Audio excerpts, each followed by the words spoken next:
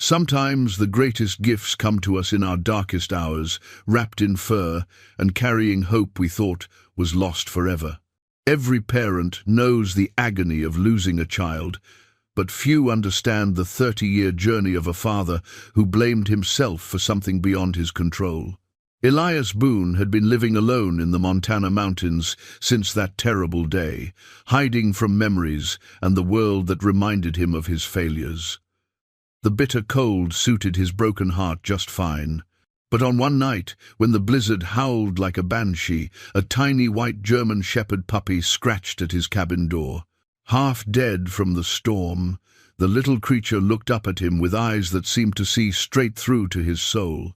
Against every wall he'd built around his heart, Elias brought the puppy inside and called her Spirit. He didn't know that saving her life would change everything. What happens when a man who's given up on God finds him again in the most unexpected way? Before we jump back in, tell us where you're tuning in from, and if this story touches you, make sure you're subscribed, because tomorrow I've saved something extra special for you. The morning after the storm broke clear and cold, with sunlight streaming through the frost-etched windows of Elias Boone's cabin like fingers of grace he hadn't invited in. He sat at his rough-hewn table, watching the white puppy sleep in a nest of old wool blankets near the wood stove. Her breathing came steady and deep now, no longer the shallow gasps that had frightened him through the night. In the harsh light of dawn, she looked even smaller than he remembered, a fragile thing that had somehow survived what should have killed her. Elias wrapped his gnarled hands around a tin cup of black coffee, feeling the familiar weight of another day stretching ahead. For 30 years, his mornings had followed the same pattern: wake before sunrise, stoke the fire, check the traps, tend to his few necessities, and occupy his hands with enough work to keep the ghosts at bay. The routine had been his salvation and his prison, each day bleeding into the next like watercolors in rain. But now there was this breathing, dreaming creature that had shattered his solitude with nothing more than a desperate scratch at his door. He studied her as she slept, pure white, except for the pink of her nose and the delicate black rims around her closed eyes. German shepherd, he was certain, though she seemed too delicate for the breed. Her paws were oversized, promising she'd grow into something substantial, but right now she fit easily in the cradle of his weathered hands. Something about her stillness reminded him of no. He pushed the thought away with practiced determination. That road led nowhere good. Standing carefully to avoid creaking the floorboards, Elias moved to the kitchen area of his one-room cabin. The space reflected 3 decades of sparse living. Shelves lined with mason jars of preserved food, dried herbs hanging from hand-hewn rafters, a cast-iron stove that had served him faithfully through countless winters. Everything had its place, everything served a purpose. There was no room for sentiment or decoration in a life pared down to survival, except for one thing. Hidden behind a loose board near his sleeping area, wrapped in oiled cloth, lay a small wooden music box. He hadn't touched it in 5 years, maybe 6, but he knew it was there the way a man knows his own heartbeat. The music box played Amazing Grace in tinkling mechanical notes that had once delighted a little girl with sunshine, hair and eyes the color of summer sky. Sarah, his daughter, gone these 30 years. The puppy stirred, making small sounds in her sleep. Elias turned back to watch her, noting how her legs moved as if she were running through whatever dreams puppies have. The sight brought an unexpected tightness to his chest, not the familiar ache of loss, but something warmer, something that felt dangerously like hope. He'd built this cabin with his own hands in the summer of 1993, after the accident that took everything that mattered. Back then, his hands had known the language of wood and nail, mortise and tenon. He'd been Samuel Elias Boone then, master carpenter in the town of Cedar Falls, 2 hours down the mountain. Sam Boone, who could build anything from a child's dollhouse to a cathedral. Sam Boone, husband to Mary and father to 8-year-old Sarah, whose laughter had been the music that made sense of his days. The accident happened on a Tuesday in October. A drunk driver running a red light at 3:15 in the afternoon, just as Mary was picking Sarah up from piano lessons. The police said they died instantly, that they hadn't suffered. People meant well when they said such things, but Elias knew better. The suffering belonged to those left behind, and his had been biblical in its scope. For months after the funeral, well-meaning friends and church members had tried to comfort him with platitudes about God's plan and mysterious ways. They spoke of Sarah and Mary being in a better place, of how the Lord never gave a man more than he could bear. Elias had listened to it all with growing fury until the day Pastor Henderson suggested that maybe God needed Sarah more than Elias did. That was the day Sam Boone disappeared forever. He'd sold his house, his business, everything that tied him to the life that had been torn away. With the money, he bought this isolated section of mountain wilderness and set about building a new existence from scratch. No electricity, no telephone, no connection to the world that had failed to protect what he loved most. He became Elias the hermit, the ghost, the broken man who preferred the company of wind and trees to anything that walked on two legs. The puppy's eyes opened, blue as winter sky, and fixed on him with startling intensity. She didn't whimper or struggle to her feet. She simply watched him, as if she were taking his measure and finding him acceptable. "Well now," Elias said softly, his voice rusty from disuse. "Look who's decided to rejoin the living." Her tail gave the faintest wag, and something inside Elias's chest cracked open just a little. He knelt beside her makeshift bed, noting how she tried to lift her head to greet him properly. "Easy there, little one. You've been through quite an ordeal." His hands moved without conscious thought, checking her over with the gentle thoroughness of someone who understood fragile things. No broken bones, no frostbite on her pads, though she was thin beneath her fluffy coat. "Somebody's been hungry for a while, haven't they?" Moving to his pantry, Elias retrieved a tin of jerky and some goat's milk he'd traded for with Henderson's Ridge last fall. He warmed the milk carefully on his wood stove, then shredded small pieces of jerky into it. The puppy's nose twitched at the smell, and she managed to lift her head when he brought the bowl to her. "Slow now," he murmured as she began to lap eagerly. "Too much too fast will make you sick." She ate with the desperate efficiency of the truly hungry, but stopped when Elias gently pulled the bowl away. Those remarkable eyes fixed on his face again, and he found himself wondering what she saw there. Whatever it was, she seemed satisfied. Her tail thumped once against the blankets before she curled into a tight ball and closed her eyes. As the afternoon wore on, Elias found himself moving more quietly than usual, conscious of not disturbing her rest.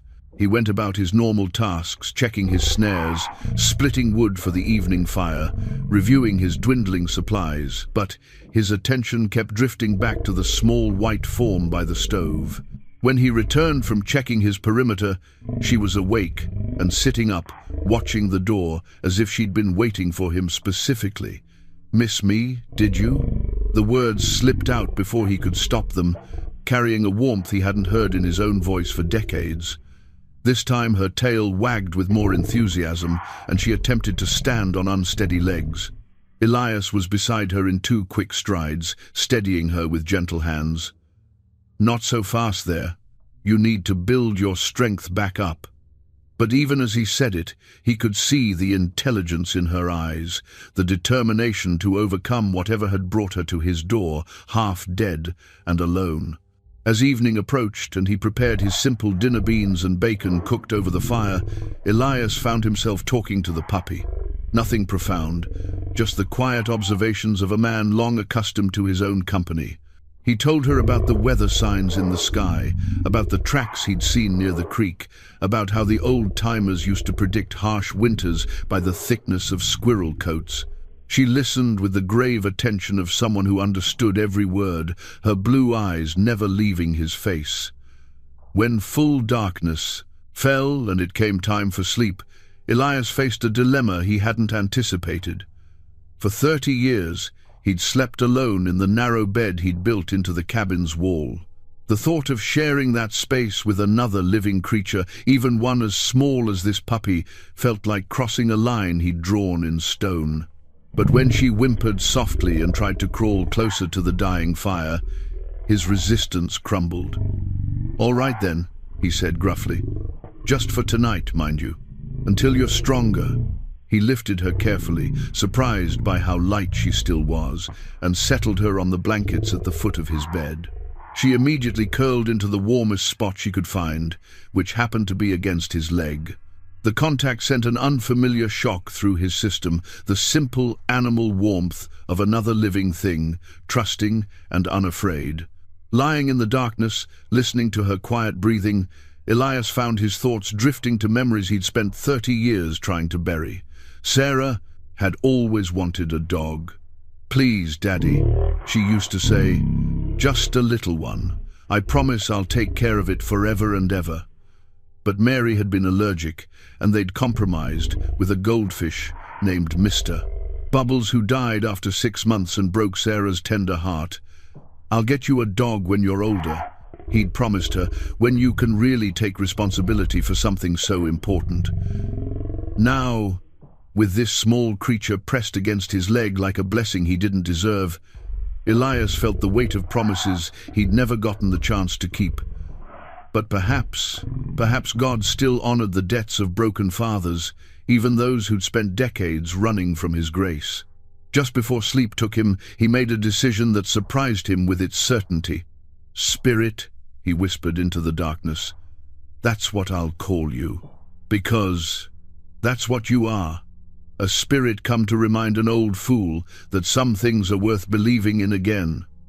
The puppy's tail thumped once against his leg, and Elias Boone fell asleep with something resembling peace in his heart for the first time in 30 years. Spring came early that year, arriving on the mountain like an old friend who'd remembered where you lived.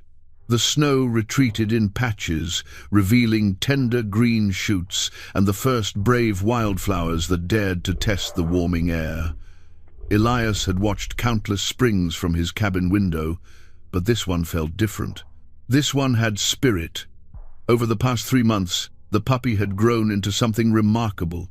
Her legs had lengthened, her chest had broadened, and those oversized paws finally made sense on a frame that promised to be both elegant and strong. But it was her mind that truly amazed him. Spirit seemed to understand not just his words, but his intentions, his moods, even his unspoken thoughts.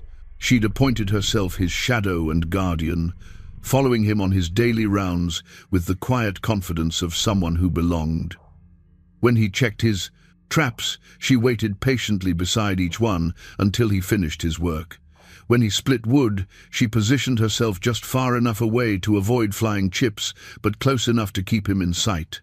And in the evenings, when he sat by the fire reading one of his few books, she would settle at his feet with the contented sigh of someone who'd found her purpose. "You're getting too attached," he warned himself on this particular morning as he watched Spirit investigate a butterfly with scientific precision. But the words carried no weight. The truth was, he looked forward to her greetings each morning, to the way her tail wagged when she heard his voice, to the warmth of her presence during the long mountain nights. For the first time in 30 years, Elias Boone was not entirely alone. The emergency radio crackled to life just after noon, jerking him from his peaceful observations. He kept the battery-powered device for weather reports and the occasional news from the outside world, though he rarely paid much attention to either. Today, however, the urgency in the broadcaster's voice cut through his usual indifference. "This is KZMT with an emergency bulletin. 7-year-old Emma Chen has been missing since yesterday evening from the Clearwater Valley area. The child was last seen playing near Willow Creek at approximately 6 p.m. Search and rescue teams are combing the area, but the terrain is difficult and time is critical." Elias felt something cold settle in his stomach. Emma Chen, 7 years old. almost the same age Sarah had been when the child was wearing a red jacket and blue jeans when she disappeared. Anyone with information is asked to contact the Missoula County Sheriff's Department immediately. Due to overnight temperatures dropping below freezing, this is now considered a life-threatening emergency. Spirit whined softly, pressing against his leg as if she sensed his distress. Her blue eyes fixed on his face with that uncanny intelligence, and for a moment it seemed she understood every word of the broadcast. Elias switched off the radio with hands that trembled slightly. A missing child. Down in the valley where people lived normal lives and believed children were safe in their own backyards, down where he'd once lived that same illusion, right up until the moment it shattered like glass on pavement. He tried to return to his morning routine, but his movements felt mechanical, distracted. Spirit followed him from task to task, with increasing agitation, whining and pacing in a way that was completely unlike her usual calm demeanor. When he stopped to repair a section of fence, she planted herself directly in front of him and barked a sharp, demanding sound that made him look up in surprise. "What's gotten into you, girl?" She barked again, then turned and trotted several steps toward the path that led down the mountain. When he didn't follow, she came back and repeated the performance, her meaning unmistakable. "You want to go down there?" It wasn't a question. Somehow, impossibly, she understood what the radio broadcast had meant. "That's not our business, Spirit. We don't get involved in..." But even as he said it, the words felt hollow. A child was missing, a 7-year-old girl who might be cold, hurt, scared, or worse. And here he sat on his mountain, hiding from the world like a coward, while search teams struggled through terrain he knew better than anyone. The internal battle raged for the rest of the afternoon. Elias tried to lose himself in routine tasks, but Spirit's restlessness infected him like a fever. She paced constantly, pausing to stare down the mountain path before returning to press her nose against his hand in urgent appeal. Her distress was so palpable it made his chest tight with familiar anxiety. By evening, when the radio announced that the search would continue through the night, Elias made a decision that surprised him with its finality. "All right," he said to Spirit, who was sitting by the door like a sentry waiting for orders. "You win. We'll go down in the morning." The words felt strange in his mouth, a promise to leave his sanctuary, to engage with the human world he'd spent 30 years avoiding. But as Spirit's tail wagged with obvious approval, Elias realized the choice had been made hours ago. Maybe the moment he'd heard Emma Chen's name on the radio. He spent the evening preparing gear he hadn't touched in years. His heavy-duty backpack, emergency medical supplies, rope and climbing equipment. His hands remembered the routines of search preparation even after decades of disuse. Before his exile to the mountain, he'd been a volunteer with the local search and rescue team. His knowledge of the wilderness and his carpenter's understanding of dangerous terrain had made him valuable in those efforts. Strange how the skills never really left you. As he packed, memories surfaced unbidden: other searches, other missing persons, some found alive and grateful, others discovered too late. He remembered the families, their desperate faces, their wild hope that crashed into devastating reality. He remembered the weight of being the one to find a body, the responsibility of carrying someone else's worst nightmare back to civilization. Was he really prepared to face that again? To risk having his carefully constructed numbness cracked open by someone else's loss? Spirit settled beside his sleeping area as he finished his preparations, but her eyes remained fixed on the door. Even in sleep, she seemed coiled and ready, as if she were conserving energy for the morning's work. Elias lay awake long into the night, staring at the dark ceiling and questioning his sanity. For 30 years, he'd maintained his isolation like a sacred trust.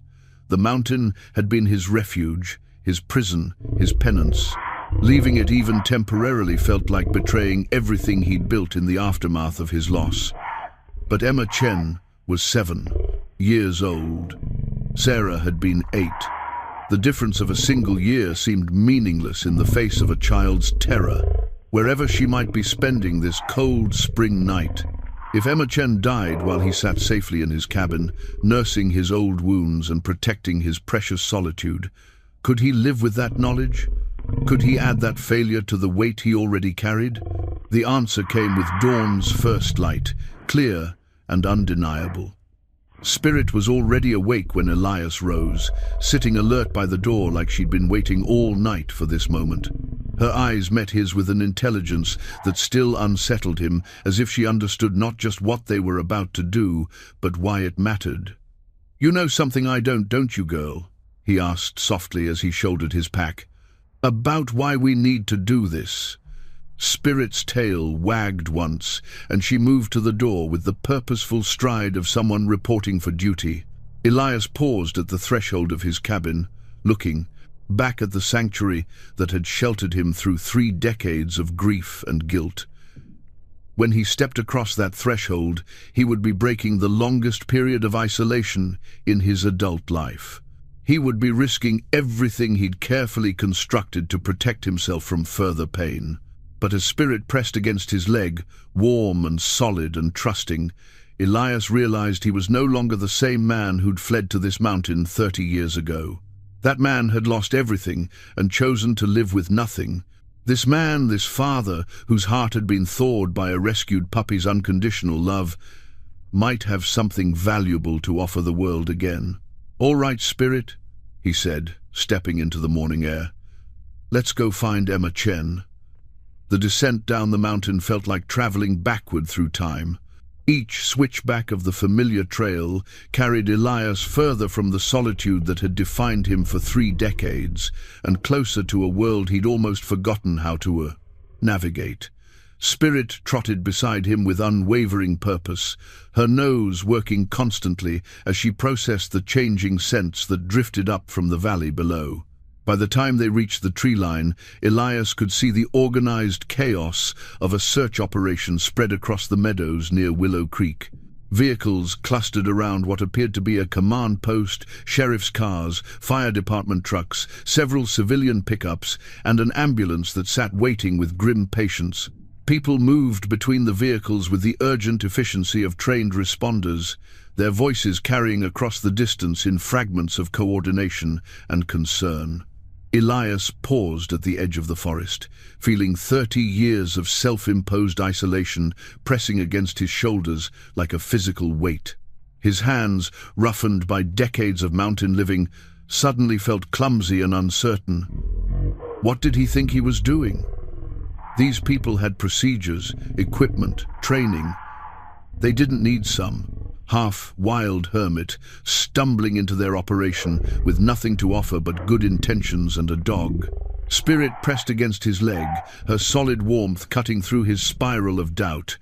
When he looked down, those remarkable blue eyes held steady on his face with absolute trust. She believed in this mission, believed in him, with the unshakable faith that only came from pure hearts. Taking a deep breath that tasted of pine and possibility, Elias stepped from the concealment of the trees. The reaction was immediate. Conversation stopped mid-sentence as dozens of eyes turned toward the unexpected arrival of a tall, weathered man in homespun clothes, accompanied by a magnificent white German shepherd.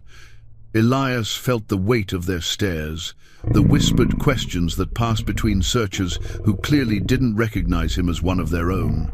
A sturdy woman in sheriff's department uniform approached with the confident stride of someone accustomed to taking charge.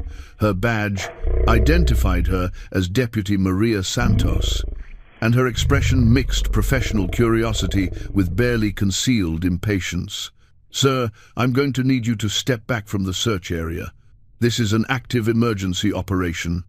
"I'm here to help," Elias interrupted, his voice rusty but steady. "I know this territory better than anyone.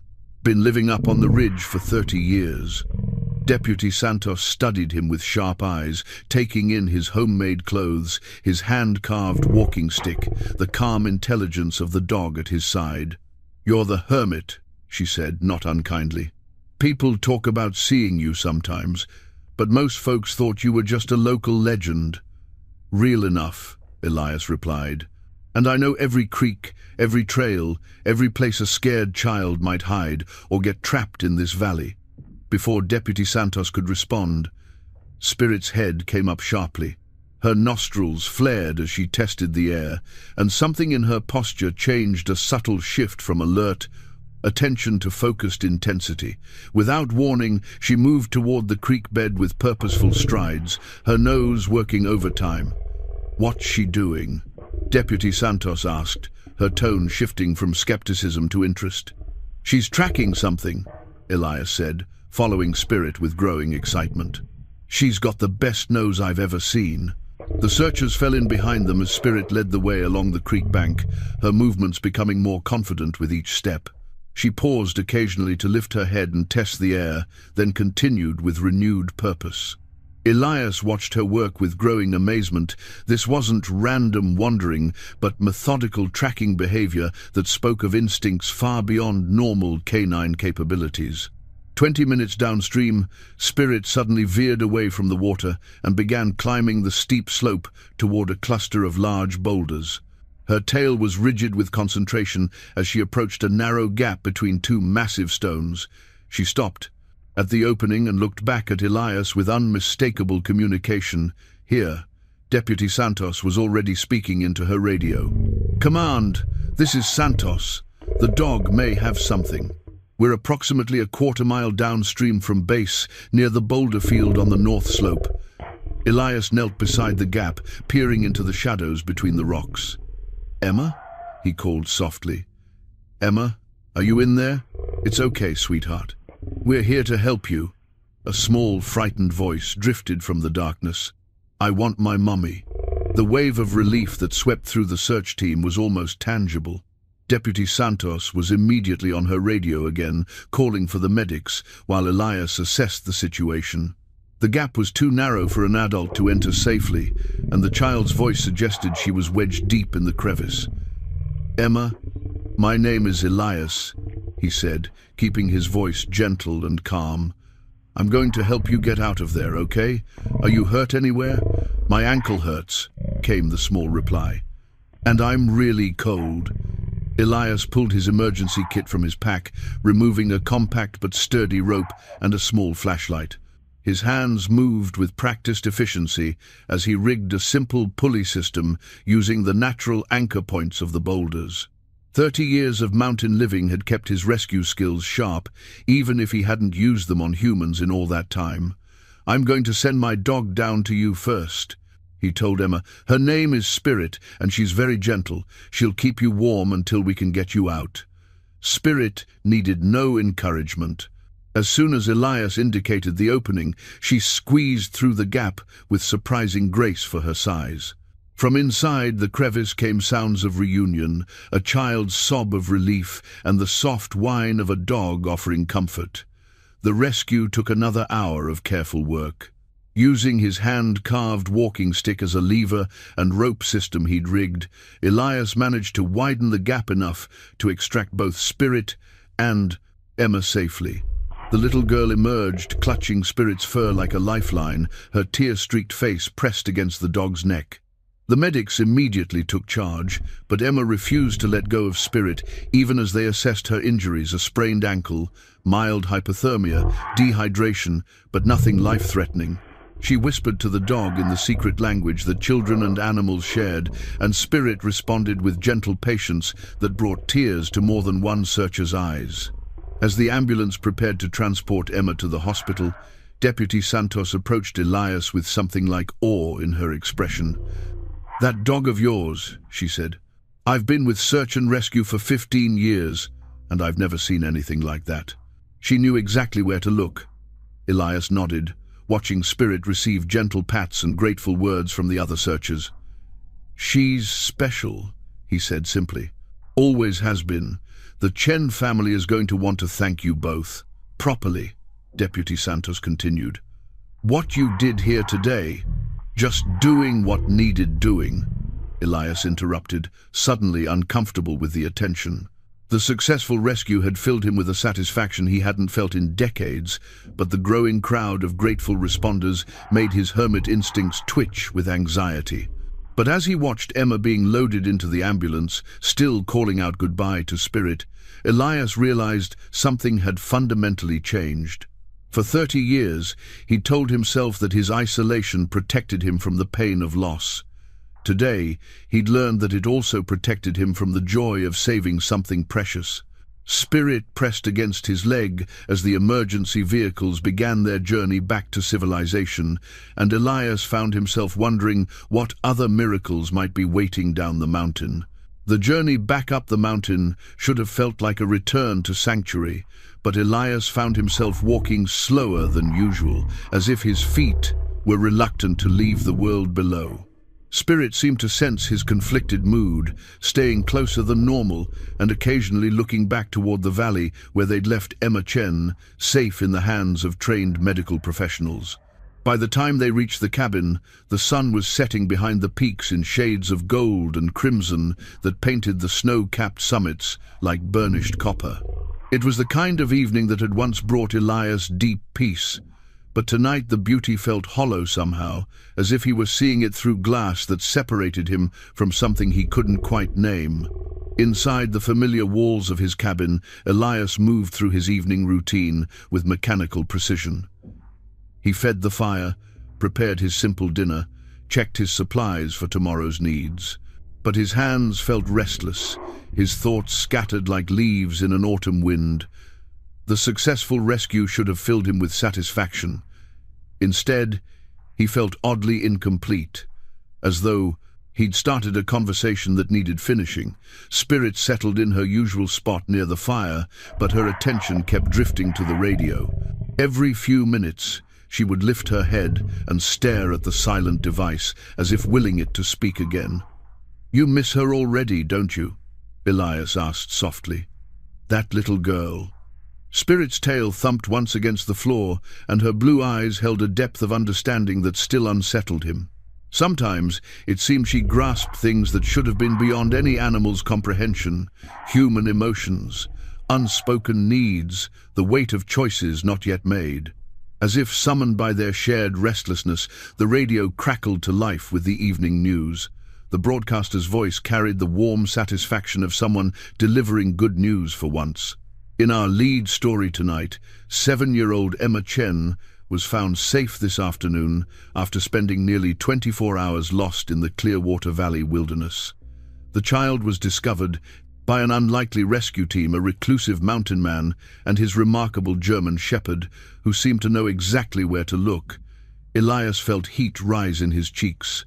He'd hoped the rescue would end with Emma's safety, not become fodder for public consumption. According to Deputy Maria Santos, the dog led searchers directly to a narrow crevice between boulders where the child had taken shelter. Emma is being treated at Missoula General for mild hypothermia and a sprained ankle, but doctors expect her to make a full recovery.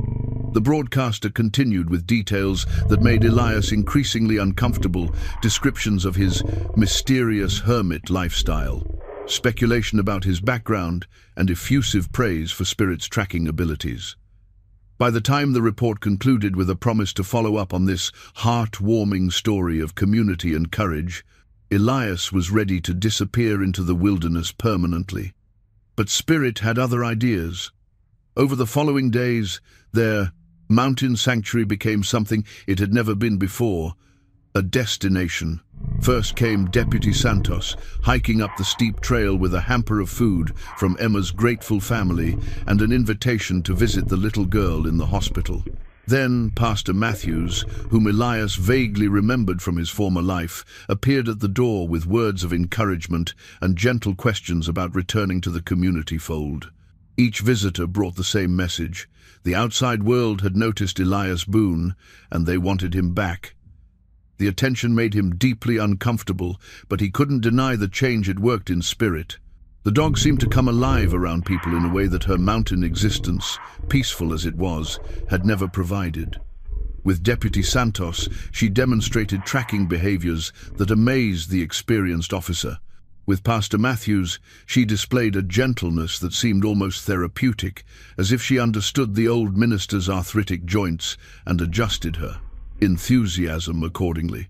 It was during Pastor Matthews's second visit that Elias made a discovery that shook the foundations of his carefully ordered world. The minister had been sharing news from Cedar Falls, births, deaths, marriages, the small dramas that made up community life, when he mentioned finding an old newspaper clipping in his study. "Strangest thing," he said, pulling a yellowed piece of paper from his jacket. "I was cleaning out some files when this fell out of my old Bible. I'd completely forgotten I'd kept it." Elias felt the blood drain from his face as Pastor Matthews handed him the clipping. It was from the Cedar Falls Chronicle, dated the 15th of October 1993. The headline read, "Local family killed in traffic accident." Below it, a photograph showed a twisted heap of metal that had once been a blue sedan. His hands trembling, Elias read the article he'd avoided for 30 years. The clinical language of journalism couldn't diminish the brutal reality. Mary Elias Boone, age 32, and her daughter Sarah Michelle Boone, age 8, had died instantly when their vehicle was struck by a drunk driver running a red light. The drunk driver, it noted with bitter irony, had survived with minor injuries. "I remember you," Pastor Matthews said gently. "You built the new Sunday school wing at our church. Sarah used to help you sometimes, handing you tools and chattering about everything under the sun." Elias couldn't speak. The words on the page blurred as memories flooded back Sarah's voice, asking endless questions about his work. Her small hands always reaching to help, her pride when he let her hammer her very first nail. "I'm helping Daddy build something important," she used to tell anyone who would listen. Spirit moved to his side, pressing her warm weight against his leg. Her presence anchored him as the past crashed over him like a breaking wave. "She would have loved Spirit," Pastor Matthews observed. "Sarah always did have a way with animals." The simple truth of those words hit Elias like a physical blow. Sarah would have adored, Spirit would have spent hours teaching her tricks, would have made up elaborate games and adventures, would have declared her the most wonderful dog in the entire world. The two of them would have been inseparable. For the first time in 30 years, thinking about his daughter didn't bring only pain. Mixed with the familiar ache of loss was something warmer, a bittersweet joy in imagining Sarah's delight, her laughter, her boundless love for any creature that needed caring. After Pastor Matthews left, Elias sat by the fire with the newspaper clipping in his hands and Spirit at his feet. The words on the page no longer seemed like instruments of torture, but like a bridge connecting his past and present selves. Sam Boone, master carpenter and devoted father. Elias Boone, mountain hermit and unexpected rescuer. Maybe they weren't such different people after all. "You know what she would have said about you, don't you?" he asked Spirit softly. The dog's ears perked at the change in his tone. "She would have said you were sent by angels. And maybe she wouldn't have been wrong." That night, for the first time since the accident, Elias dreamed of Sarah. But instead of the nightmares that had haunted him for decades, he dreamed of her laughter as she played with a beautiful white dog in fields of endless sunshine, both of them whole and joyful and free. The small wooden cross had been carved from a piece of mountain pine 31 years ago, whittled by young hands eager to create something beautiful for the most important person in the world. Sarah had worn it proudly on a simple leather cord, touching it whenever she was nervous or excited, treating it like a talisman of her father's love. Now Elias turned the tiny cross over in his weathered fingers, feeling the smooth surfaces worn even smoother by 3 decades of anxious handling. He'd carried it with him through every day of his exile, hidden in his pocket like a secret too precious and too painful to examine in daylight. But Pastor Matthews's visit had changed something fundamental. The newspaper clipping had forced him to remember Sarah not just as a victim of tragedy, but as the bright, loving child who had filled his days with purpose and joy. Spirit watched from her place by the fire as Elias held the cross up to catch the morning light streaming through the cabin window. The carved surface showed the simple lines of a child's faith, Nothing fancy or sophisticated, just two pieces of wood joined together to represent something larger than both. She asked me to make this for her 8th birthday, he told Spirit quietly. Said she wanted something special to wear to church, something that would remind everyone that Jesus loved them even when they forgot. His voice caught on the memory. She was always thinking about other people, even as a little thing. Pastor Matthews had returned the day before, bringing news that stirred something deep in Elias's chest. The community was struggling. Economic hardship had hit the valley hard, leaving families without work and children without hope. The old community center had been condemned after a roof collapse, leaving nowhere for gatherings, celebrations, or the simple human connections that made survival bearable. "We've been trying to raise funds for a new building," Pastor Matthews had explained, "but money's tight all around.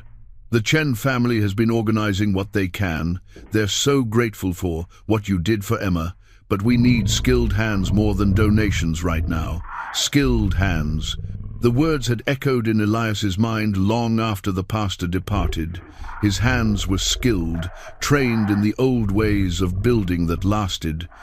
He could read wood grain like scripture, could join timber with methods that would outlast the men who built them. But those skills belonged to Sam Boone, the man who had died with his wife and daughter on an October afternoon 30 years ago. Or did they? Spirit's soft whine drew his attention back to the present. She was staring at him with that uncanny intelligence, her head tilted as if she were reading his thoughts and finding them wanting. There was something almost reproachful in her expression, as if she knew he was wrestling with a decision that should have been obvious. "You think I should help them?" he said. It wasn't a question. Her tail thumped once against the floor, and she stood up, moving to the door with purposeful intent. When he didn't immediately follow, she looked back at him with what could only be described as impatience. "All right," Elias said, rising to his feet and slipping the wooden cross back into his pocket. "Let's go see what we're dealing with." The walk down to Cedar Falls took most of the morning, but it felt different from his previous descent to help find Emma. This time, he wasn't responding to an emergency but making a conscious choice to engage with the world he'd abandoned. Spirit seemed to sense the significance of the journey, staying close to his side but moving with eager anticipation. The town had changed in 30 years, but not in ways that suggested prosperity. Main Street showed the tired wear of economic struggle, empty storefronts with soap-darkened windows, paint peeling from buildings that had once been proud, sidewalks cracked by winter frost and neglect. But there were also signs of stubborn hope. Flower boxes maintained by determined hands, fresh paint on the diner that anchored the town's social life, and people who still waved to strangers because that's what neighbors did. The site of the former community center told its own story of decline and determination. The old building had been demolished, leaving only a concrete foundation and a pile of salvaged materials that someone had sorted with obvious care. A hand-painted sign announced, "Future Home of the Cedar Falls Community Center, Faith, Hope, and Hard Work. Welcome here." Elias stood at the edge of the site, his trained eye automatically assessing the foundation, the drainage, the orientation to sun and wind. The location was good level ground with proper drainage, close enough to town for easy access, but far enough out to allow for parking and expansion. Whoever had chosen the spot understood the basics of construction. "Figured you'd show up eventually." The voice belonged to Maria Santos, but she was dressed in civilian clothes instead of her sheriff's uniform. Her hands were dirty with honest work, and she carried a clipboard that suggested she was more than just a casual observer of the construction planning. "Deputy Santos."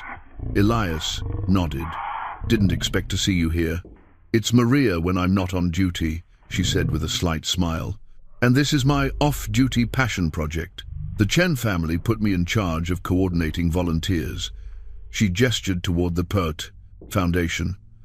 "We've got the concrete work done, and we've scrounged enough materials for the basic frame. What we don't have is someone who knows how to put it all together without it falling down in the first strong wind." Elias walked slowly around the perimeter, Spirit following at his heels. The foundation was solid, properly reinforced, built by people who might not have been professionals, but who cared about doing things right. The pile of salvaged lumber showed careful selection. Most of it was good quality, seasoned and straight. With proper planning and skilled assembly, it could become something substantial. "How many people do you have willing to work?"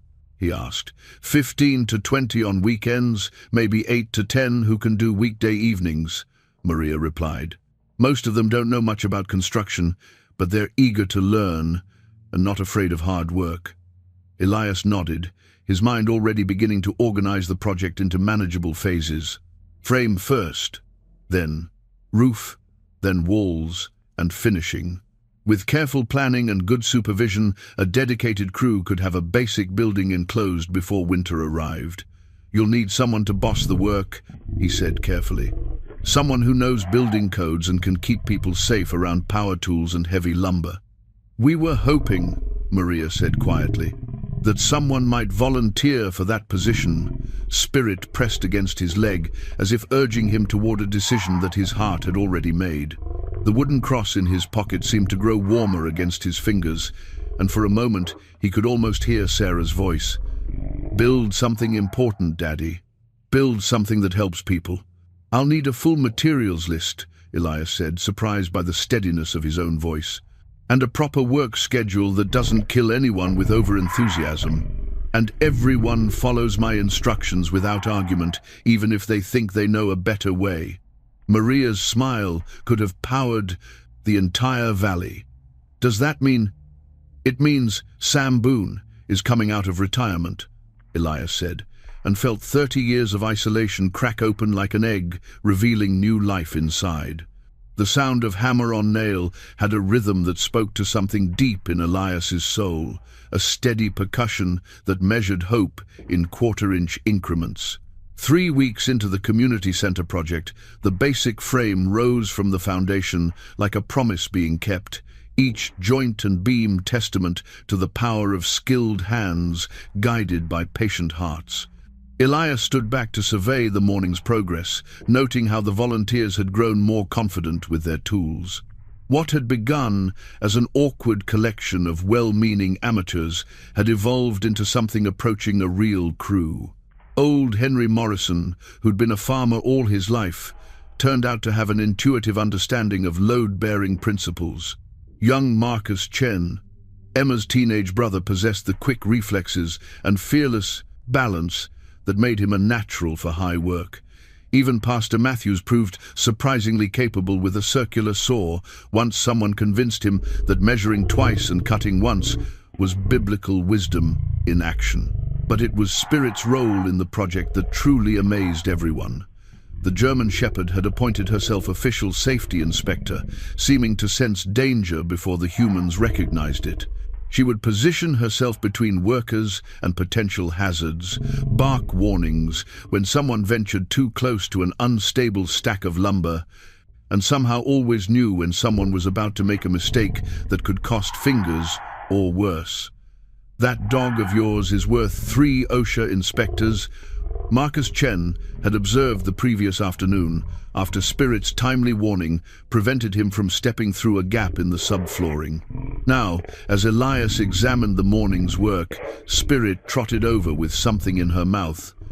A child's shoe, muddy and small. She dropped it at his feet and looked toward the road leading into town, her posture alert and expectant. "Where'd you find that, girl?" Elias asked, kneeling to examine the shoe. It was a sneaker, size maybe 2 or 3, with cartoon characters on the sides and wear patterns that suggested an active child. Spirit whined softly and nudged the shoe with her nose, then looked meaningfully toward town again. Before Elias could ponder the mystery further, a pickup truck roared up the access road in a cloud of dust and barely controlled panic. Maria Santos jumped from the driver's seat before the engine had fully stopped, her face tight with professional concern and personal fear. "We've got another missing child," she announced without preamble. 4-year-old Katie Morrison, Henry's granddaughter. She wandered off from the playground at the elementary school about 2 hours ago. The worksite fell silent, except for the sound of tools being set down with deliberate care. Every volunteer understood what those words meant: another Emma Chen situation, but with a younger child and less time before darkness fell. Henry Morrison's face had gone grey beneath his farmer's tan, and his hands trembled as he removed his work gloves.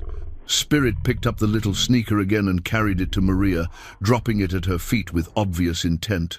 The deputy's eyes widened as she recognized the shoe. "That's Katie's," Henry confirmed, his voice breaking slightly. "She was wearing them this morning where did you find this?" Spirit was already moving toward the tree line that bordered the construction site, her nose working frantically as she cast for scent. Unlike her methodical tracking behavior during Emma's rescue, this search felt urgent, almost frantic. She moved in widening circles, testing the air and ground with desperate intensity. "She's picking up something," Elias said, grabbing his emergency pack from the truck. "Henry, you stay here and coordinate with the other search teams. Maria, radio for backup and medical support. Spirit's got a trail." The search led away from the construction site and into the dense forest that stretched toward the foothills. Spirit moved with increasing confidence as the scent strengthened, occasionally looking back to ensure the humans were following. The terrain grew rougher as they climbed, rocky ground giving way to loose shale and fallen logs that made footing treacherous. An hour into the search, Spirit suddenly stopped at the edge of a steep ravine, her body rigid with alarm.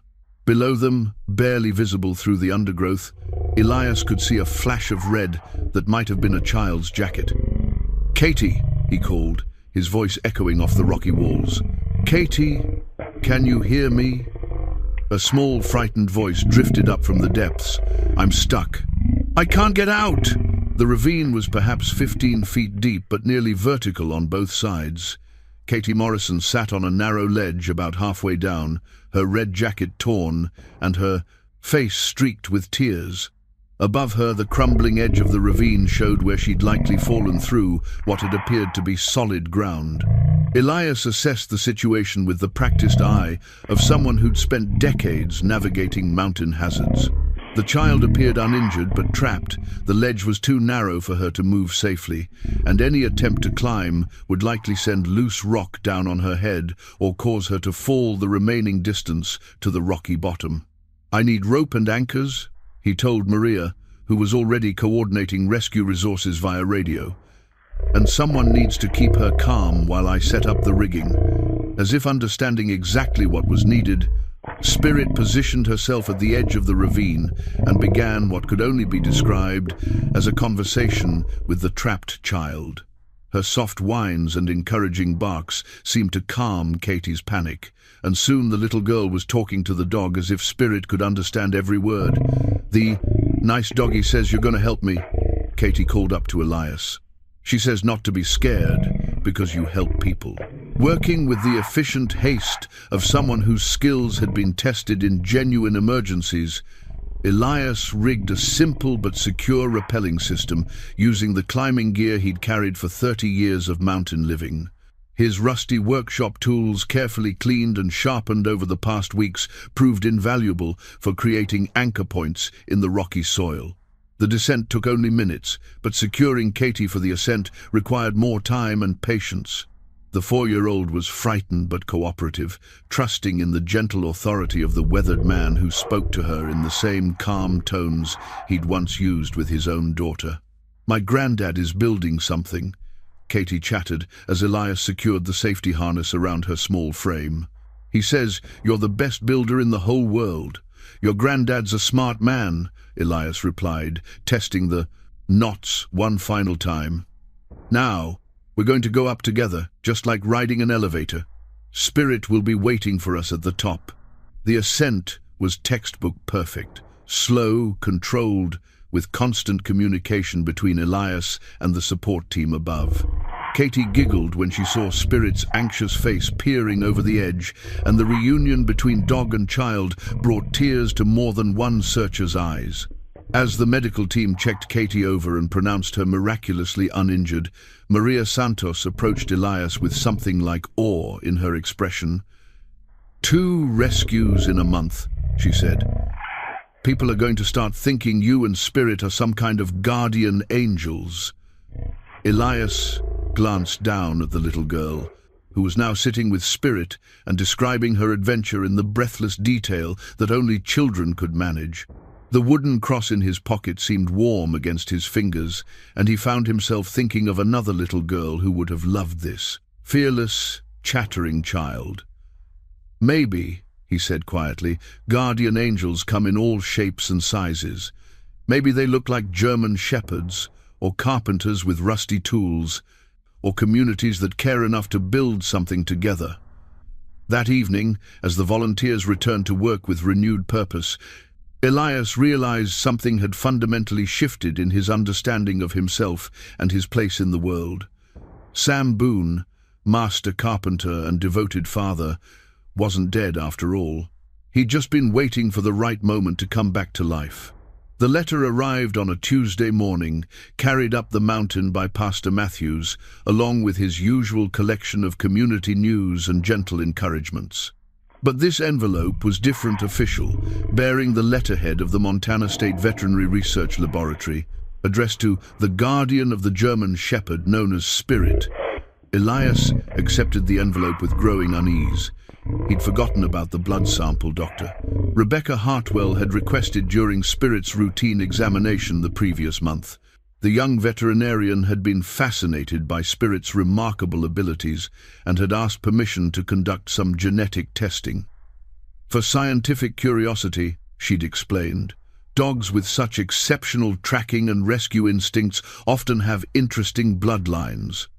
Now, as Elias opened the envelope with hands that trembled slightly, he wondered if curiosity had uncovered more than anyone had bargained for. The technical language of the DNA analysis meant little to him initially. Sequences of letters and numbers that might as well have been written in ancient Greek. But the summary section, written in plain English for lay readers, made his blood run cold. Subject canine exhibits extraordinary genetic markers indicating lineage from the Bavarian mountain rescue breeding program, specifically descended from the legendary rescue dog Greta vom Alpenhof. Subject also shows significant percentage of grey wolf DNA, Canis, lupus, suggesting recent wild ancestry. This unique combination of domestic rescue dog genetics and wolf heritage would explain exceptional sensory abilities, intelligence, and instinctive rescue behaviors. The document continued with more technical details, but one paragraph near the end stopped Elias's breathing entirely. Of particular interest. Subject appears to be offspring of Angel, the famous rescue dog who disappeared from the Glacier National Park area in 2019 after saving 47 hikers over a 3-year period. Angel was believed lost in an avalanche, but DNA evidence suggests she survived and mated with a wild wolf pack member. This would make Subject one of perhaps 3 or 4 offspring from this extraordinary bloodline, possessing abilities that border on the supernatural. Pastor Matthews noticed Elias's pale complexion and reached out with concern. "Son, you look like you've seen a ghost. What does that report say?" Instead of answering, Elias walked to his bookshelf and retrieved a folder he'd almost forgotten existed. Newspaper clippings and magazine articles about Angel, the miracle dog, whose exploits had briefly captured national attention. He'd collected them almost unconsciously, drawn by stories of a white German shepherd who seemed to know things no ordinary animal could know. The photographs showed a magnificent dog with distinctive markings and ice-blue eyes that seemed to look straight through the camera into the viewer's soul. The resemblance to Spirit was unmistakable. "Dear Lord," Pastor Matthews whispered as he examined the articles, "Spirit is Angel's daughter. More than that," Elias said, his voice hollow with the implications. "According to this, Angel saved 47 people before she disappeared. And now her daughter shows up at my door during the worst blizzard in 20 years, half dead and alone. The two men sat in silence, absorbing the magnitude of the revelation. Outside, Spirit was investigating something near the woodpile with her usual methodical thoroughness, unaware that her entire identity had just been redefined by human science. "You know what this means," Pastor Matthews said finally. "If word gets out about her heritage, about what she's capable of, she'll never have another moment's peace," Elias finished. "There'll be reporters, scientists, government people wanting to study her.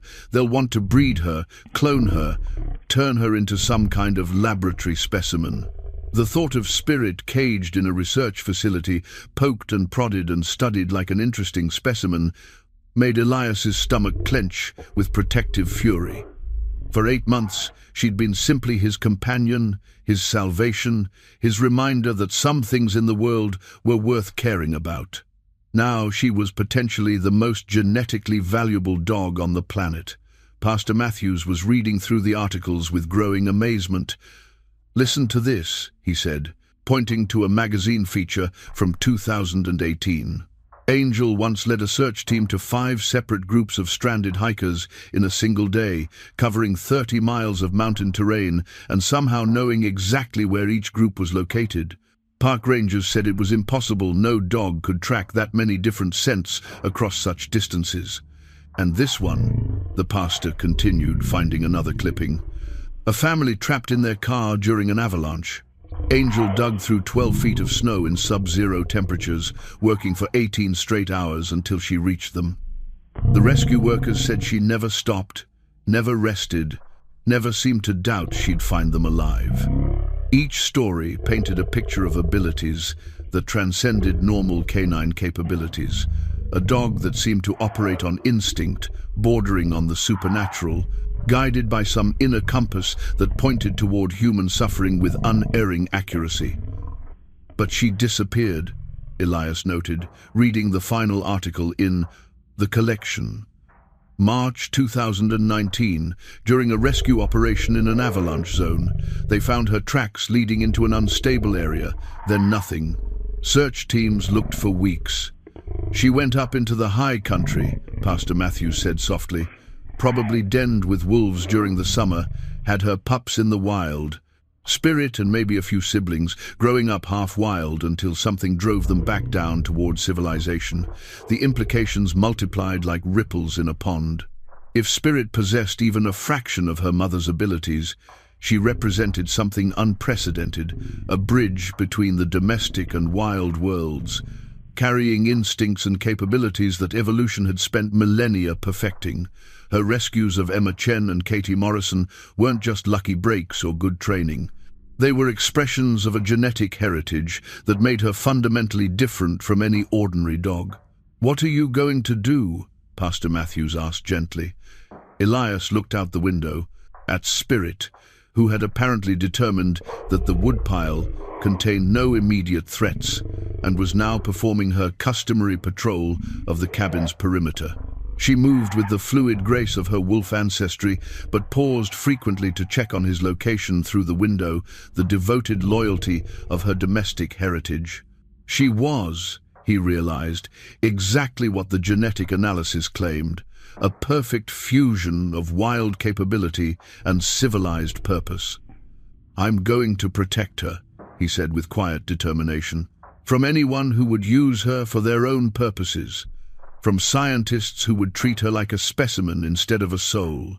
From government agencies that would turn her into some kind of supernatural search and rescue machine. And the community center project?" Pastor Matthews asked. "The people who've come to depend on both of you?" That was the cruel irony of the situation. Just as Elias had found his way back to purpose and community through Spirit's guidance, he faced the prospect of losing it all to protect her from the very fame her good deeds had created. The successful rescues that had reintegrated him into human society now threatened to destroy the peace they'd found together. "We finish what we started," Elias decided, "but we need to be more careful. No more publicity, no more interviews with reporters who want to write feature stories about the miracle dog. We help people quietly, without drawing attention. Pastor Matthews nodded, understanding the delicate balance Elias was trying to maintain. And the DNA results? Elias took the laboratory report and walked to his wood stove, lifting the cast-iron door to reveal the glowing coals within. "What DNA results?" he asked, feeding the papers to the flames. Dr. Hartwell ran some routine tests that came back inconclusive. Nothing worth preserving. As the documents curled and blackened in the fire, Elias felt the weight of a profound responsibility settling on his shoulders. He was now the keeper of a secret that could change everything, not just for Spirit, but for the understanding of what was possible when nature's finest achievements found their way into human lives.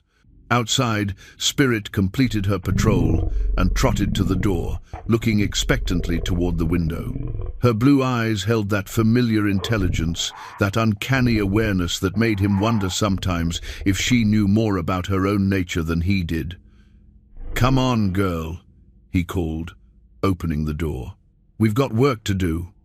But as Spirit bounded inside with her usual enthusiasm, Elias couldn't shake the feeling that their quiet mountain existence had just become infinitely more complicated. Protecting an extraordinary gift, he was learning, required extraordinary measures. And somewhere in the genetic legacy flowing through Spirit's veins lay the echo of a mother who had saved 47 lives before disappearing into the wilderness to ensure her children could grow up free. Now it was Elias's turn to make sure that freedom survived the dangerous gift of being too remarkable for the world's own good. The emergency weather radio crackled to life at 4:30 on a November afternoon, its mechanical voice cutting through the peaceful quiet of the nearly completed community center. Elias was putting finishing touches on the main entrance, hand-carved door frames that would last a century when the National Weather Service bulletin stopped his work cold. This is an emergency weather warning for Flathead and Missoula counties. A severe Arctic front is moving through the region with unprecedented speed, bringing blizzard conditions, temperatures dropping to -20 degrees Fahrenheit, and sustained winds of 60 miles per hour. All travel should cease immediately. This is a life-threatening weather event. Seek shelter now and remain indoors until further notice. The words hung in the air like a death sentence. Outside, the first snowflakes were already beginning to fall, innocent enough, but carrying the promise of something far more dangerous. Elias had seen storms like this before, the kind that could bury a man in minutes and freeze exposed skin in seconds. Spirit's behavior had been strange all afternoon, pacing restlessly between the construction site and the road that led toward town. Now she stood at rigid attention, her nose working frantically as she tested the air.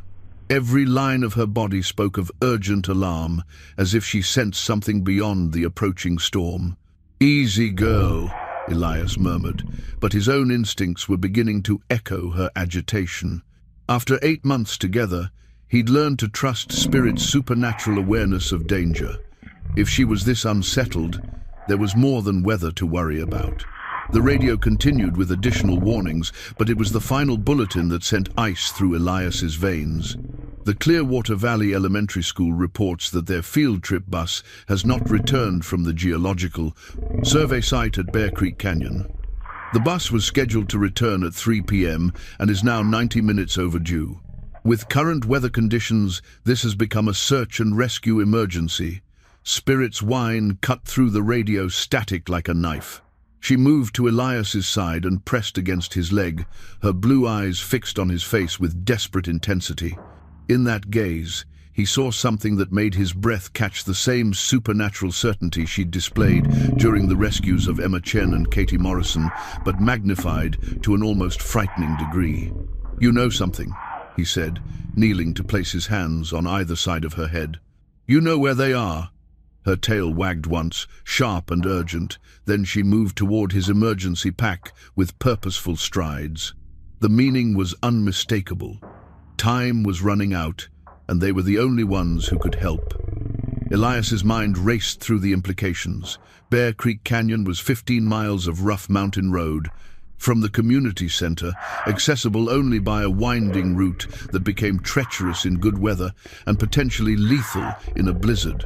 If the school bus had broken down or gone off the road somewhere in that wilderness, the children and adults aboard would be facing a night that could kill them all. The emergency services would be mobilizing, but they faced the same weather that threatened the missing bus. Helicopter rescue was impossible in 60-mile-per-hour winds, and ground vehicles would struggle to reach the canyon before the storm made travel suicidal. But Elias knew those mountains in ways that no search team could match. He'd spent 30 years learning every trail, every shelter, every hiding place that the wilderness offered. And Spirit carried the genetic legacy of a mother who had saved 47 lives in similar conditions. The radio provided more devastating details as Elias gathered his gear. The missing bus carries 22 third-grade students, 2 teachers, and 1 parent volunteer. Mrs. Sarah Mitchell, the volunteer, has type 1 diabetes and may need medical attention if stranded for extended periods. Sarah Mitchell. The name hit him like a physical blow, bringing back memories of recent conversations at the construction site. She was the school teacher who'd been helping with the community center project, a widow whose quiet strength and gentle humor had begun to thaw parts of his heart he'd thought frozen forever. She'd mentioned volunteering for the field trip, excited to share the children's wonder at the geological formations that made the canyon famous. Now she was somewhere in the mountains with 22 frightened children, facing a storm that could kill them all before morning. Spirit's agitation reached a crescendo as the snow began falling harder, fat flakes that spoke of the heavier snowfall to come. She moved to the door and barked once, sharp and imperative, then looked back at Elias with an expression he'd never seen before, not just urgency, but something approaching command. "I know," he told her, shouldering his pack and checking his emergency supplies one final time. Rope, medical kit, emergency shelter, high-energy food, chemical heating pads, signaling devices. Everything a man might need to survive in conditions that had killed stronger people than him. The drive toward Bear Creek Canyon was a race against time and weather that grew more desperate with each passing mile. Elias's old pickup truck handled the worsening conditions with stubborn reliability, but even with four-wheel drive and tire chains, the going was treacherous. Visibility dropped to mere yards as the snow intensified, and the wind began to howl with the voice of something wild and hungry. Spirit rode beside him in focused silence, occasionally lifting her head to test the air through the slightly open window. Her supernatural senses were operating at full capacity, processing information that no human could detect. Twice she indicated direction changes with subtle movements that led them away from the main road and onto smaller tracks that Elias barely remembered. "You know where they are, don't you?" he asked, as Spirit guided him onto a logging road that hadn't seen maintenance in years. "Your mother's instincts telling you something the rest of us missed?" As if in answer, Spirit suddenly became rigid with attention, staring ahead through the swirling snow. Through the white curtain, Elias caught a glimpse of something yellow and rectangular, nearly invisible in the growing darkness. The school bus sat tilted at a dangerous angle, having slid off the narrow logging road and wedged against a cluster of pine trees that had prevented it from rolling down a steep embankment. The front wheels hung over empty space, and the whole vehicle looked poised to complete its journey into the ravine at the slightest provocation. But it was the silence that truly frightened him. No voices, no movement, no signs of life from within the metal shell that contained 25 human souls. Elias brought his truck to a careful stop 50 yards from the bus, assessing the situation with the methodical precision of someone whose decisions might mean the difference between life and death. The bus was precariously balanced. Any shift in weight could send it tumbling into the ravine. The storm was intensifying by the minute, and darkness was perhaps an hour away. But most critically, the temperature was dropping fast. Children's bodies lost heat far more quickly than adults, and if the bus's heating system had failed, Spirit was out of the truck before he'd fully stopped, moving toward the bus with careful deliberation. She seemed to understand instinctively that sudden movements could destabilize the precarious situation. But her urgency was unmistakable. As they approached the silent vehicle, Elias could see faces pressed against the fogged windows, pale, frightened. Faces that belonged to children who should have been home safe by now, drinking hot chocolate and telling their parents about rocks and fossils instead of fighting for their lives against the mountains in different fury. "Hello," he called, moving as close as he dared. "Can anyone hear me?" A woman's voice replied from within, weak but steady. "We've been stuck here for 2 hours. The bus slid off the road when the snow started, and we can't get the engine started. Several children are showing signs of hypothermia, and I need my medication soon." Sarah Mitchell's voice, strained with pain and responsibility, but still focused on her charges rather than herself. Elias examined the bus's position more carefully, noting how the trees had caught it just short of disaster. The vehicle was stable for the moment, but any attempt to open the doors might shift the balance enough to send it over the edge. And with the storm intensifying, they had perhaps an hour before the cold became unsurvivable for the children inside.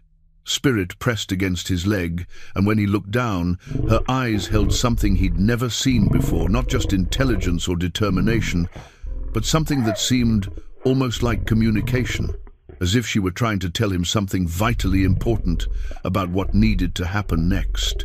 "I know, girl," he whispered, making his final preparations for what might be the most important rescue of his life. "I know we can't save them all with conventional methods, but sometimes conventional methods aren't enough." The storm howled around them like a living thing, hungry for the lives trapped in the yellow metal shell. But against that howling wind, Elias thought he could hear something else, the echo of a little girl's voice from 30 years past, asking her father to build something important, something that would help people. Tonight, he would build a miracle, and Spirit would help him do it. The silver emergency blanket caught what little light remained in the dying afternoon, creating a beacon of hope against the white fury of the storm. Elias had strung it between 2 trees uphill from the bus, knowing that any rescue helicopters would need a visual reference point to locate them in the blizzard conditions. But helicopters seemed like wishful thinking now. The wind had reached sustained speeds that made flight impossible, and visibility had dropped to mere feet. They were alone with 25 lives hanging in the balance, and a school bus that could tumble into the ravine at any moment.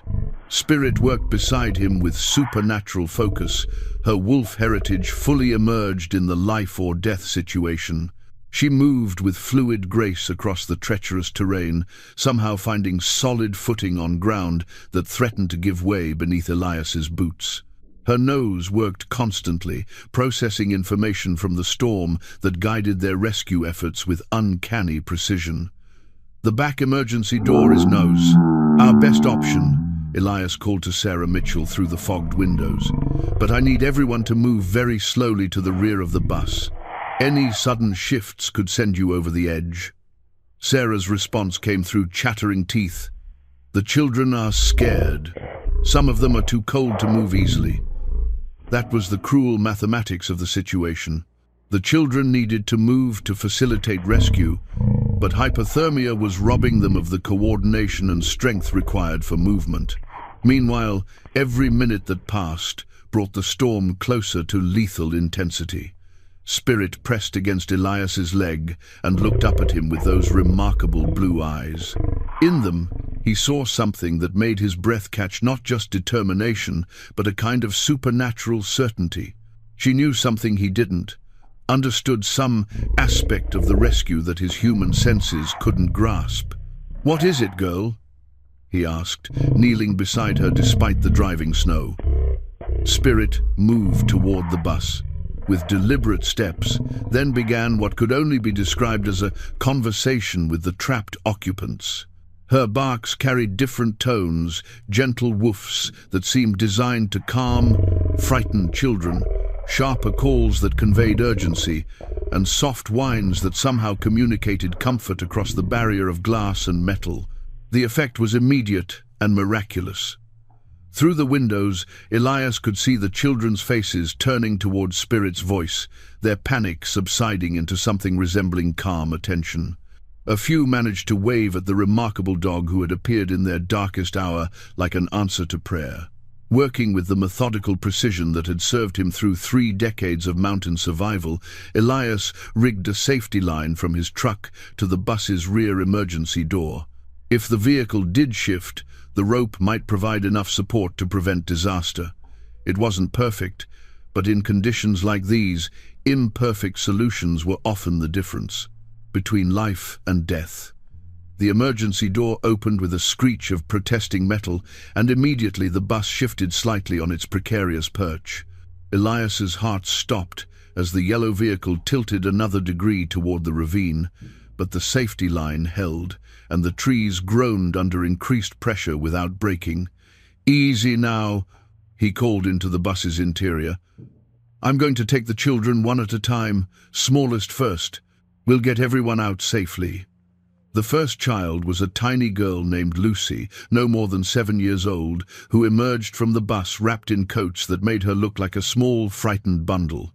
Elias lifted her carefully, noting how her small body shook with cold and fear. "There's a special dog waiting to meet you," he told her gently as he carried her to safety. "Her name is Spirit, and she's going to help keep you warm." Spirit seemed to understand her role instinctively. As Elias set Lucy down in the shelter he'd created using the truck as a windbreak, Spirit immediately positioned herself to share her body heat, wrapping around the child like a living blanket. Her wolf genetics provided exceptional cold tolerance, making her a perfect heating source for hypothermic children. One by one, Elias extracted the children from the bus, each removal requiring careful calculation to maintain the vehicle's precarious balance. Spirit played guardian to each rescued child, somehow managing to provide comfort and warmth to multiple small bodies while maintaining watch over the ongoing rescue operation. The work was exhausting in conditions that sapped strength with every breath. The storm showed no signs of abating, and darkness was falling fast. But with each successful extraction, hope grew stronger than fear. When only Sarah Mitchell and the bus driver remained, Elias faced the most dangerous part of the rescue. The adults' greater weight meant their removal could easily destabilize the bus beyond recovery, but leaving them meant condemning 2 people to almost certain death as the storm intensified through the night. Spirit moved to the bus door and looked back at Elias with an expression that seemed to say, "Trust me." Then she did something that defied explanation. She entered the tilting bus herself, adding her weight to the precarious equation, but positioning herself in a way that somehow stabilized the vehicle rather than threatening it. From inside came Sarah's voice, weak but amazed. "She's beautiful. How did she know exactly where to position herself?" The answer, Elias realized, lay in genetics that bridged the gap between domestic loyalty and wild instinct. Spirit carried the accumulated rescue wisdom of generations, expressed through supernatural awareness that made her more than just a remarkable dog. She was, he understood with crystal clarity, exactly what this moment required: a perfect fusion of courage, intelligence, and inherited purpose, focused on the sacred task of preserving human life against impossible odds. The tiny wooden angel fit perfectly in the palm of Elias's weathered hand, a simple carving he'd made for Sarah 31 years ago, when she was 7 years old and believed angels watched over everyone who needed protection. He'd carried it in his pocket through every day of his exile, a tangible reminder of love lost and faith abandoned. Now, as he prepared to extract the last child from the tilting bus, the carved angel seemed to pulse with warmth against his fingers. 8-year-old Emma Chen, whose rescue 8 months earlier had started this entire journey, was the final child aboard the bus. She'd been helping to keep the younger students calm, but now she sat frozen with terror as the vehicle creaked ominously with each gust of wind. "Emma, sweetheart," Elias called gently through the emergency door. "Remember me? I'm the man with Spirit, the dog who helped find you before." Recognition flickered in the child's frightened eyes. "Mr. Elias, is Spirit really here?" "She's right here waiting for you," he assured her. "But I need you to be very brave and come to me slowly. Can you do that?" Emma nodded, but her small body shook with more than cold. The bus had shifted several times during the rescue, and she'd felt each movement like a promise of disaster. Outside the windows, she could see the steep drop that waited if something went wrong. Elias extended his hand toward her, and on impulse, placed the wooden angel in her palm. "This belonged to someone very special," he said quietly. "Someone who was exactly your age and braver than anyone I ever knew. She would want you to have it now." Emma's fingers closed around the small carving, and something in her expression changed. The carved angel seemed to give her the courage she needed, and she began moving carefully toward the door. But as she shifted her weight, the bus groaned and tilted another dangerous degree. Through the windshield, the ravine yawned like an open mouth, ready to swallow the vehicle and everyone still inside. Spirit's response was immediate and extraordinary. From her position inside the bus, she moved with the fluid grace of her wolf ancestors, redistributing her weight in a way that counterbalanced Emma's movement. The mathematical precision of her positioning was beyond anything mere training could explain. It was instinct refined over generations of rescue dogs who had learned to read the physics of disaster. "Easy, Emma," Elias encouraged as the child reached the door. "Spirit's got everything under control." The moment Emma was safely in his arms, Spirit performed another miraculous feat of balance, shifting again to accommodate the weight change while somehow maintaining the bus's precarious stability. Her blue eyes never left the remaining passengers, calculating their positions and adjusting her own accordingly. Sarah Mitchell was next, and she moved with the careful deliberation of someone who understood exactly how fragile their situation had become. Her diabetes medication was wearing off, making her movements slightly unsteady, but her determination never wavered. Almost there, Elias called to her as she approached the door. "Spirit's going to help guide you." Indeed, Spirit had positioned herself to serve as a living bridge, her strong body providing a stable pathway for Sarah to follow. The teacher's weight caused the bus to shift ominously, but Spirit's supernatural understanding of balance kept disaster at bay. As Sarah reached safety, collapsing into Elias's arms with relief and exhaustion, the bus driver, a steady man named Frank Morrison, prepared for the final extraction. He was the heaviest passenger, and his removal would test the limits of both the mechanical situation and Spirit's extraordinary abilities. "Your dog," Frank called out, wonder evident in his voice. "She's like nothing I've ever seen.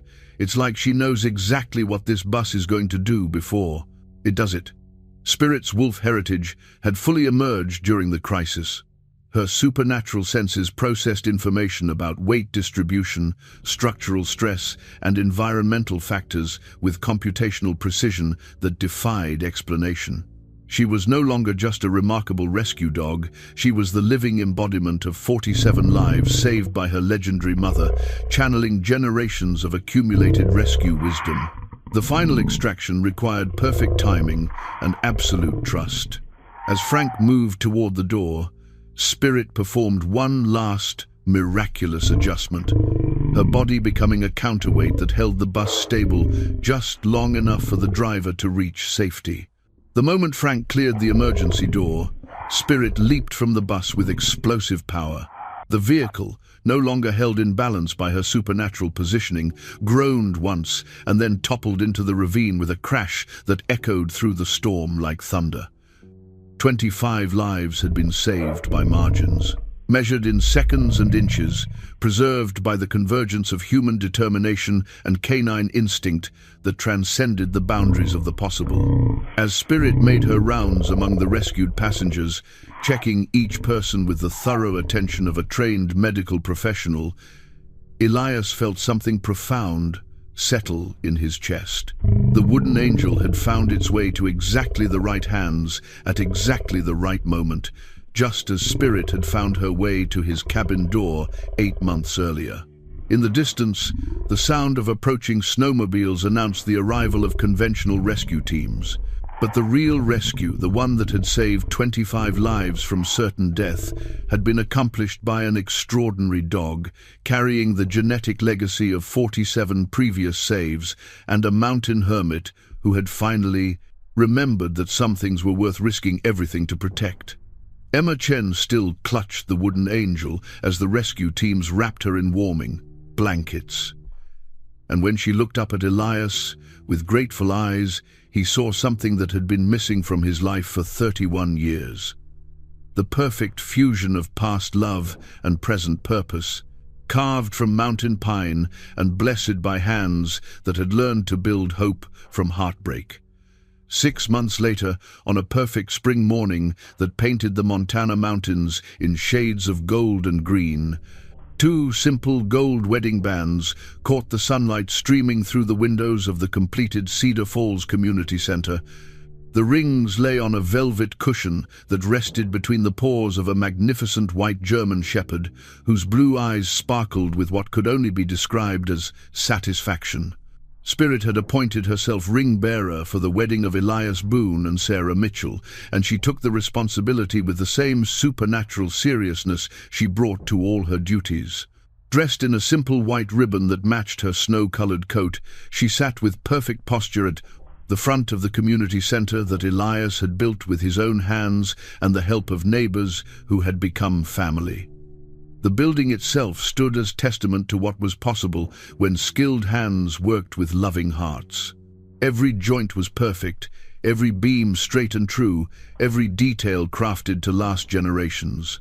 But more than that, it represented the resurrection of a man who had thought his building days were over, and the integration of a community that had learned to work together toward something larger than themselves. Elias stood at the simple altar Pastor Matthews had constructed from reclaimed wood, wearing his finest clothes, which weren't particularly fine by most standards, but which had been carefully mended and pressed for this most important of occasions. His weathered hands no longer trembled with uncertainty, but rested steady and sure, ready to accept the gift of a second chance at love. Sarah approached down an aisle lined with wild flowers and faces that had become dear to both of them over the months of shared work and shared purpose. She wore a simple blue dress that brought out the warmth in her eyes, and in her hand she carried a small bouquet of mountain flowers that Elias had picked that morning from the meadow behind his cabin.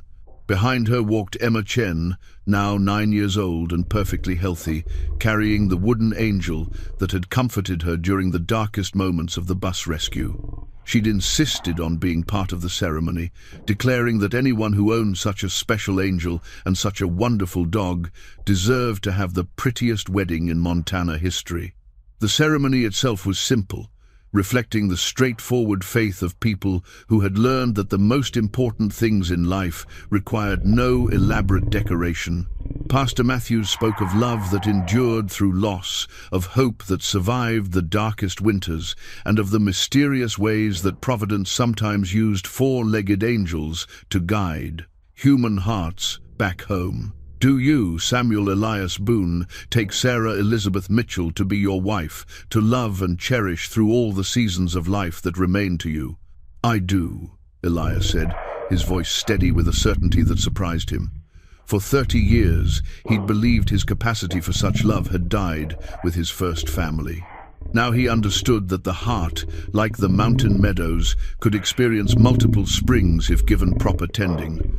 Do you, Sarah Elizabeth Mitchell, take Samuel Elias Boone to be your husband, to love and support through whatever challenges and joys await? I do, Sarah replied, and her smile held all the warmth of summer sunshine breaking through winter clouds. When the rings were exchanged, Spirit delivering them with the precision of a military honor guard, the gathered community erupted in applause that echoed off the hand-hewn rafters. But it was Spirit's single, joyful bark that seemed to seal the ceremony with supernatural approval. The reception that followed filled the community center with the sounds of celebration and genuine happiness. Tables groaned under potluck dishes, prepared by hands that knew both hardship and hospitality. Children ran between the adults with the boundless energy of young things, freed from winter's constraints. And at the center of it all, Spirit held court, with the patient dignity of someone who understood her role as the catalyst for everything good that had emerged from one terrible blizzard night. Deputy Maria Santos, now Sheriff Santos, after a recent election, approached Elias during the festivities with a special presentation.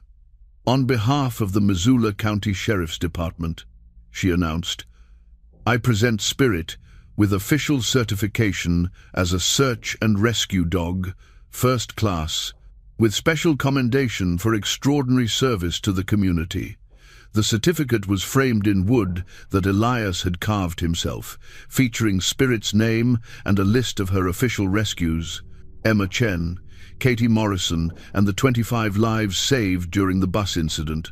What it didn't mention, what only Elias and Pastor Matthews knew, was the genetic legacy that made such rescues possible, or the careful steps they'd taken to protect Spirit from unwanted scientific attention.